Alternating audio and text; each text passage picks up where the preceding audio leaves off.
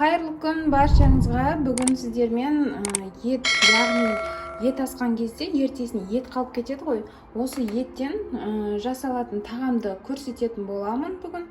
Мынау менде кешегі тамақ, яғни ет асқанбыз, сол ет тамақтан қалған еттер.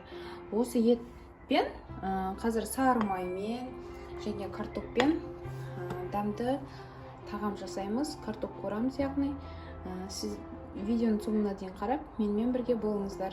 Ең алдымен енді қазір сары майымызды қыздырып аламыз. Мен қосып қояйын. Біздің сары майымыз қызғанша біз картоппен және бір пияз қажет болады. Осы пиязды майдалап турап және картопты дөңгелетіп етіп туратын боламыз. Сары майымызды ерітіп аламыз ең алдымен.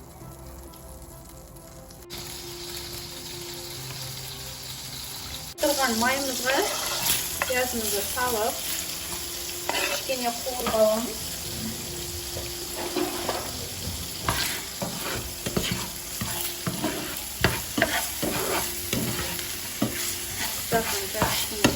Яғни пиязды кішкене солыңқырап қалғанша қуырамыз. Міне қуырып алдық. Енді осы ортада етімізді саламыз.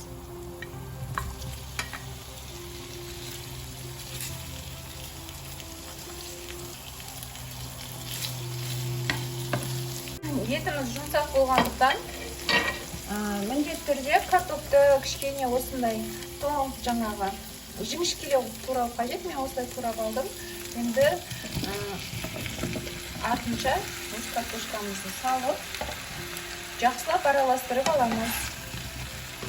Денсаулығымызға аса қатты зиян. Енді қуырылғанның бәрі зиян ғой. Бірақ сары майға қуырылған картоп дәмдірек және кәдімгі ақ майға қарағанда, сұйық майға қарағанда зияны азырақ болады.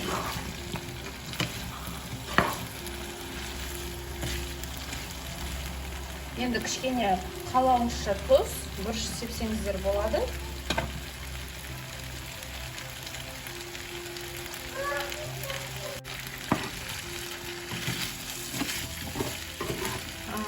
Оттың астын баяу етіп, кішкене ғана, көп емес, кішкене ғана су құямыз. Бір пиаладай су құямыз. Бетін жауып бұқтырамыз.